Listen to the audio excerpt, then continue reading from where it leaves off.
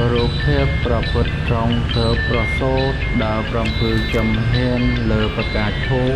ជារូបភាពដ៏សំខាន់មួយក្នុងព្រះពុទ្ធសាសនា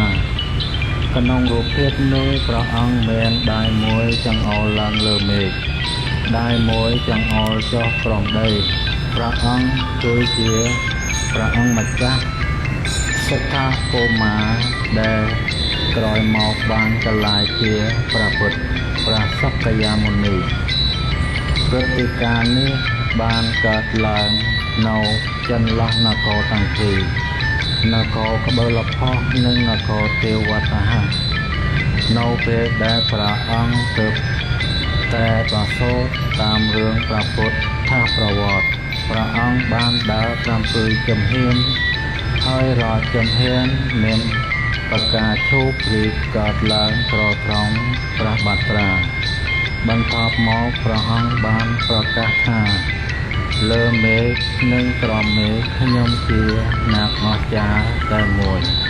ខ្ញុំជានាគចម្បងជាងគេអត្ថន័យព្រឹត្តិការណ៍នេះគឺមិនមែនបង្ហាញពីការ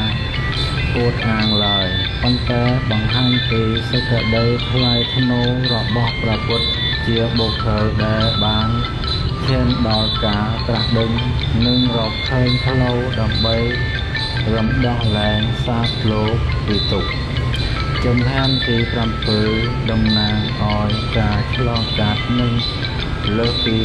6ភាពនៃសង្សារវដ្តលោកកដោគឺនរកប្រែតអសុរិយសត្វមនុស្ស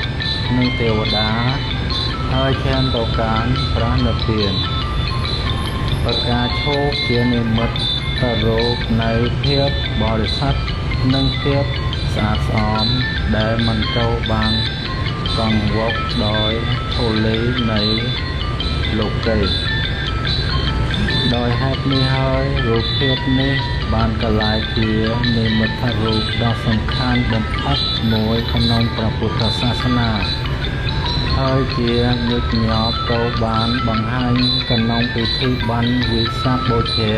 ឬពិធីបន់ព្រះពុទ្ធជាតិដើម្បីរំលឹកដល់ថ្ងៃប្រសូត